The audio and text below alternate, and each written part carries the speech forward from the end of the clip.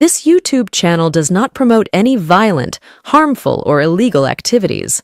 All content provided by this channel is meant for an educational purpose only.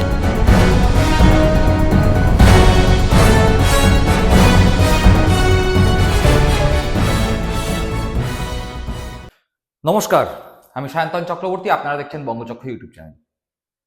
আজকে এমন একটি তথ্য আপনাদের সামনে তুলে ধরবো, যেই তথ্য জানতে পারলে আপনারাও অবাক হবেন। আগামী 2026 বিধানসভা নির্বাচন একদম চলে এসছে।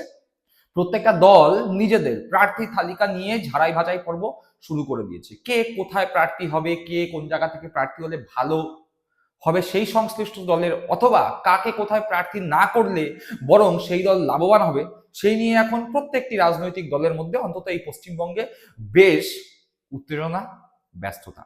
বিজেপিও তার ব্যতিক্রম নয়। স্বাভাবিকভাবেই তার কারণ, বিজেপি এই মুহূর্তে পশ্চিমবঙ্গে প্রধান বিরোধী দল, ক্ষমতায় আসার জন্য তারা উঠে পড়ে লেগেছে। ইডি সিবিআই কে তৎপরভাবে যেমন বিজেপি কাজে লাগিয়েছে, একই রকম ভাবে আমরা দেখতে পেলাম নির্বাচন কমিশনের মতো নিরপেক্ষ সংস্থাও এবার বিজেপির অঙ্গুলি হেলনে চলছে। ফলে বোঝাই যাচ্ছে যে বিজেপি পশ্চিমবঙ্গ দখল করতে কতটা উদ্গ্রীব হয়ে আছে। এবং বলাই বাহুল্য, তৃণমূল কংগ্রেসের সবকিছু সুযোগ সুবিধা ভোগ করে, শুধু একা নয়, গোটা ফ্যামিলি শুদ্ধ সবাই মিলে তৃণমূল কংগ্রেস ভাঙিয়ে খেয়ে বিজেপিতে গিয়েছে শুভেন্দু অধিকারী। এবং শুভেন্দু অধিকারীর অন্যতম প্রধান ইচ্ছা পশ্চিমবঙ্গের মসনদে মুখ্যমন্ত্রী হয়ে বসার। সেই শুভেন্দু অধিকারীর ইচ্ছাও বিজেপি ক্ষমতায় আসুক, মুখ্যমন্ত্রী হয়ে আনি।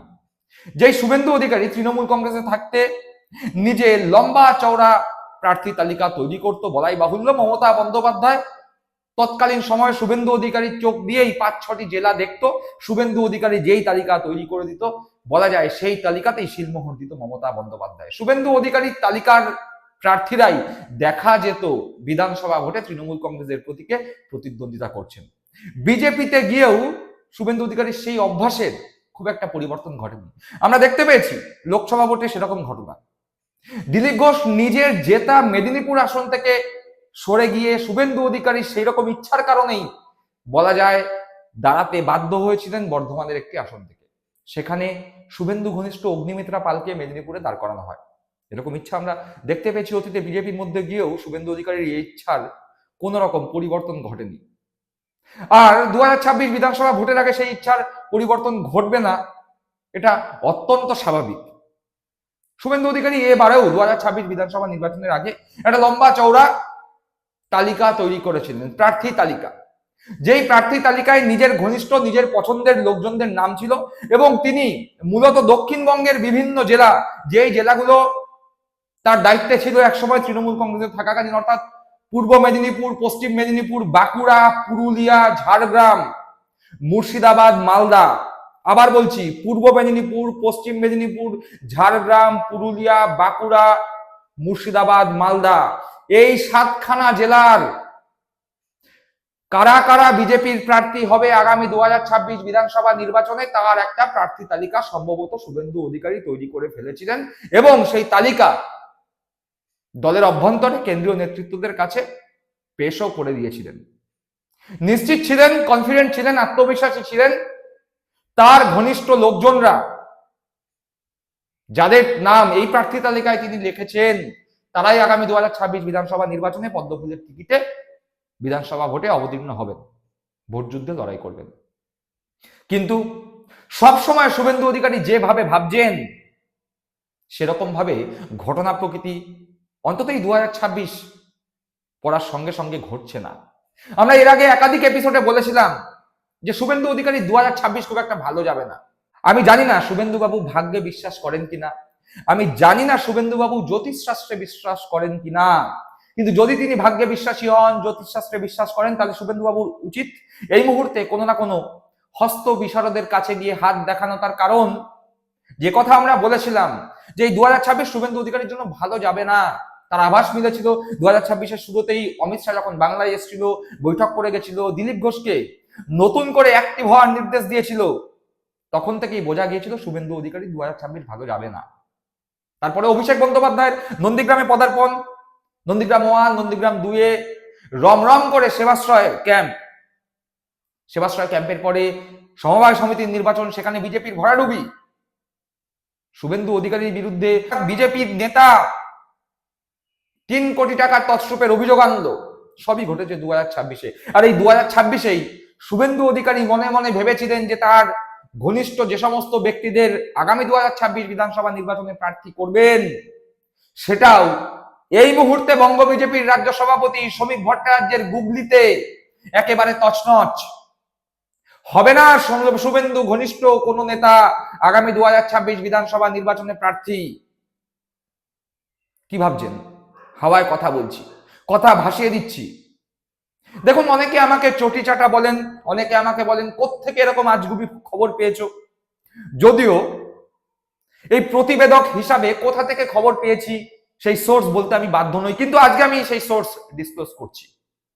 আজকে যেই তথ্যগুলো আমরা দিচ্ছি সেই তথ্য যারা আনন্দবাজার পত্রিকা পড়েন তারা যদি খুঁটিয়ে খুঁটিয়ে খবরের কাগজটি পড়েন, বা যারা আনন্দবাজার পত্রিকার ডিজিটাল মাধ্যম পড়েন, সেই আনন্দবাজার পত্রিকার ডিজিটাল মাধ্যমে যদি খুঁটিয়ে খুঁটিয়ে খবর পড়েন, তাহলে দেখতে পাবেন একটি খবর প্রকাশিত হয়েছে। সেই খবরে লেখা হচ্ছে, ভোটে সম্ভাব্য প্রার্থীর পাশাপাশি না প্রার্থী কারা, সমান্তরাল এক সমীক্ষায় জেনে নিচ্ছে বিজেপি। 3 নয়, বিধানসভা পিছু 6 নাম। অর্থাৎ এখানে বলা হচ্ছে ভোটে বিজেপির প্রার্থী কারা হবে না বা কাদের বিজেপি প্রার্থী করবে না, এটাও বিজেপি সমীক্ষা করে জেনে নিচ্ছে। তাতে শুভেন্দু অধিকারীর ঘনিষ্ঠ লোকজনদের কি আসে যায়? আসছি সেসব কথায়, কিন্তু বিষয়টা কি? বিষয়টা হচ্ছে বিজেপি 294টি বিধানসভা আসনে কারা কারা প্রার্থী হবে সেটা যেমন একটি নির্বাচনী সমীক্ষক সংস্থাকে দিয়ে সমীক্ষা করাচ্ছে, প্রত্যেকটা বিধানসভা কেন্দ্র থেকে 3 জন করে প্রার্থীর নাম নিচ্ছে, যে এই 3 জন যারা আছেন তাদের মধ্যে থেকেই প্রার্থী করব। একই সাথে 3 জন করে এরকম প্রার্থীর নামও নেওয়া হচ্ছে যাদেরকে বিজেপি প্রার্থী কোনো মতেই করবে না। 3 জন করে যেমন নাম নেওয়া হচ্ছে যে এদের মধ্যে থেকে প্রার্থী করা হবে, এমন 3 জন প্রার্থীর নামও নেওয়া হচ্ছে, বা এমন 3টি করে নামও প্রত্যেকটা বিধানসভা ওয়াইজ নেওয়া হচ্ছে যে যাদেরকে কোনোভাবেই কোনো মতেই বিজেপি আগামী 2026 বিধানসভা ভোটে প্রার্থী করবে না। কিন্তু এতে করে শুভেন্দু ঘনিষ্ঠ মানুষজন বা শুভেন্দুর অনুগামী মানুষজন বা শুভেন্দুর প্রার্থী তালিকা যা তিনি বারংবার তৈরি করে এসছেন তৃণমূল কংগ্রেসে থাকাকালীন, বিজেপিতে গিয়েও তার ব্যতিক্রম যে হয়েছে সেরকম কোনো খবর পাওয়া যাচ্ছে না। তাতে কি এসে যায়? তার কারণ পড়ে শোনাচ্ছি, শুনুন। বিজেপি সূত্রের খবর, এই না প্রার্থী সংক্রান্ত সমস্যা উত্তরবঙ্গে কম, দক্ষিণবঙ্গের আসনগুলোতেই এদের সংখ্যা বেশি। যাদের নাম অপছন্দের তালিকায় উঠে এসছে তাদের অনেকে রাজ্য স্তরে পরিচিত মুখ, কেউ মুখপাত্র হওয়ার দৌলতে, কেউ প্রথম সারির কোনো নেতার ঘনিষ্ঠ হওয়ার সুবাদে। অর্থাৎ বিজেপি সূত্র মারফতই খবর পাচ্ছে। কোথায় প্রকাশিত হয়েছে এই খবর? আনন্দবাজার পত্রিকার ডিজিটাল মাধ্যমে। সেখানে বলছে বিজেপি সূত্র মারফত তারা খবর পেয়েছে। এই যে না প্রার্থীর তালিকা, অর্থাৎ কারা কারা বিজেপির প্রার্থী কোনো মতেই 2026 বিধানসভা ভোটে হবে না, সেরকম যে তালিকা তৈরি করেছে তারা কারা? তারা অনেকেই পরিচিত মুখ, যারা টিভির পর্দায় আসে বিজেপির মুখপাত্র হয়ে, বিভিন্ন সংবাদ মাধ্যমের যে চ্যানেলগুলো আছে সেখানে বিকেল বেলা সন্ধ্যাবেলার বিতর্ক সভায় অংশ নেয়, তাদের মধ্যে অনেকেই এই তালিকায় রয়েছে। আবার বিজেপির প্রথম সারির নেতাদের ঘনিষ্ঠ অনেকে রয়েছে। প্রথম সারির নেতারা বিজেপির কে এই মুহূর্তে একবার ভেবে দেখুন। শ্রমিক ভট্টাচার্য বিজেপির রাজ্য সভাপতি, শুভেন্দু অধিকারী বিজেপির বিরোধী দলনেতা, সুকান্ত মজুমদার কেন্দ্রীয় মন্ত্রী, বিজেপির প্রাক্তন রাজ্য সভাপতি। এই 3 জন ছাড়া মোটামুটি বিজেপির প্রথম সারির নেতা বলতে এই মুহূর্তে আর কেউ নেই। কেউ কেউ বলবেন দিলীপ ঘোষের কথা, কিন্তু তারা ভুল বলছেন। তার কারণ দিলীপ ঘোষ এই মুহূর্তে একদম কোণঠাসা। প্রথম সারির নেতা হিসাবে এই মুহূর্তে বিজেপির মধ্যে অন্তত দিলীপ ঘোষ আর পড়েন না। আর সন্ধ্যাবেলায় কারা কারা বসে টিভির পর্দায় বিজেপির হয়ে, ভেবেছেন? চিন্তা করুন। তরুণজ্যোতি তিওয়ারি, শঙ্কুদেব পান্ডা, কেয়া ঘোষ, নামগুলো চেনা চেনা লাগছে? দেখেন না প্রতিদিন বিকেল বেলা? এরা সব মুখ, পরিচিত মুখ গোটা রাজ্যব্যাপী, যারা প্রতিদিন বিকেল বেলায় সন্ধ্যাবেলায় টিভির পর্দায় আসে বিজেপির মুখপাত্র হয়ে। আর শ্রমিক ভট্টাচার্য বিজেপির রাজ্য সভাপতি, শুভেন্দু অধিকারী বিরোধী দলনেতা, সুকান্ত মজুমদার প্রাক্তন রাজ্য সভাপতি বঙ্গ বিজেপির এবং কেন্দ্রীয় প্রতিমন্ত্রী, এই 3 জন বিজেপির প্রথম সারির নেতা। তাহলে কি এই 3 জনের ঘনিষ্ঠ নেতারাই আগামী 2026 বিধানসভা নির্বাচনে টিকিট পেতে যাচ্ছে না? কিন্তু তাতে করে শুভেন্দু ঘনিষ্ঠ নেতাদের কি হলো সেটা নিয়ে সম্পূর্ণ খোলসা করা হয়েছে এই খবরে। একবার শুনুন। সেখানে বলছে, না প্রার্থীর যে তালিকা ইতিমধ্যেই তৈরি হয়েছে বলে বিজেপি সূত্রের দাবি, তাতে অধিকাংশ নামই প্রাক্তন তৃণমূলীদের। কেউ তৃণমূলের এককালের সেকেন্ড ইন কমান্ডের পিছু নিয়ে বিজেপিতে সামিল হয়েছিলেন, কেউ তৃণমূলের তৎকালীন যুব আইকনের ঘনিষ্ঠ হিসাবে পরিচিত এবং দাদার পদাঙ্ক অনুসরণ করেই বিজেপিতে ঢুকেছিলেন। অর্থাৎ একদম স্পষ্ট, এই যে কারা কারা প্রার্থী হবে না তাদের মধ্যে অধিকাংশই যারা তৃণমূল কংগ্রেস থেকে বিজেপিতে গিয়েছিল সেরকম নাম, এবং খুব চতুরভাবে একটি নাম ভাসিয়ে দেওয়া হয়েছে যেখানে বলা হচ্ছে কেউ কেউ তৎকালীন তৃণমূল কংগ্রেসের দ্বিতীয় প্রধান বা তৎকালীন তৃণমূল কংগ্রেসের যুব আইকন, সেই যুব আইকন বা দাদার পদাঙ্ক অনুসরণ করে বিজেপিতে যোগদান করেছিল। তৎকালীন সময়ে তৃণমূল কংগ্রেসের যুব আইকন কে? শুভেন্দু অধিকারী। দ্বিতীয় গুরুত্বপূর্ণ ব্যক্তিকে শুভেন্দু অধিকারী। কোন দাদা বিজেপিতে যোগদান করেছিল? শুভেন্দু অধিকারী। কোন দাদার পদাঙ্ক অনুসরণ করে বিভিন্ন সময় তৃণমূল কংগ্রেসের বিভিন্ন জনপ্রতিনিধি থেকে শুরু করে নেতারা বিভিন্ন জেলা থেকে বিজেপিতে যোগদান করেছিল? শুভেন্দু অধিকারীর পদাঙ্ক অনুসরণ করে। ফলে এই খবরের মাধ্যমে স্পষ্ট, শুভেন্দু ঘনিষ্ঠ বা শুভেন্দুর সঙ্গে বিজেপিতে যাওয়া যে সমস্ত তৃণমূল নেতারা এই মুহূর্তে বিজেপিতে রয়েছেন তাদের ভাগ্যে শিকে ছিড়বে না। অন্তত পক্ষে শ্রমিক ভট্টাচার্যর নেতৃত্বে বঙ্গ বিজেপি যে সমীক্ষা চালিয়েছে সেই সমীক্ষায় কাদের কাদের প্রার্থী করা হবে না সেরকম 3টি করে নাম যে উঠেছে, সেই 3টি নামের মধ্যে এই শুভেন্দু ঘনিষ্ঠ বা শুভেন্দু অনুগামী বা দাদার অনুগামীদের সংখ্যাই সর্বাধিক। ফলতই তৃণমূল কংগ্রেসে থাকতে 50টা 60টা নাম দেব, তাদেরকে এমএলএ করে আনবো, সেই অভ্যাস বিজেপিতে গিয়েও যে বরকরার থাকবে সেগুড়ে বালি ঢেলে দিয়েছে শ্রমিক ভট্টাচার্য।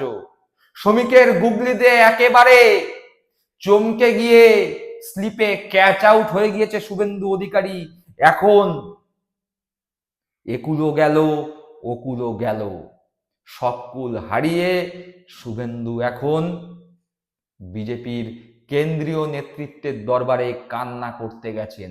যতদূর খবর পাওয়া যাচ্ছে আজ সোমবার দিল্লির অমিত শাহের কাছে শুভেন্দু অধিকারী দরবার করতে যাবেন, গিয়ে বলবেন হাত জোর করে আমার কটা প্রার্থী আছে, দয়া করে কটা মঞ্জুর করে দাও, না হলে আমার আর গুরুত্ব থাকবে না। দর্শক বন্ধুরা, আপনারা কি মনে করছেন এই বিষয়ে? আপনাদের মূল্যবান মতামত অবশ্যই কমেন্ট বক্সে কমেন্ট করে জানাবেন। সকলে ভালো থাকবেন, সুস্থ থাকবেন। জয় হিন্দ, বন্দে মাতরম।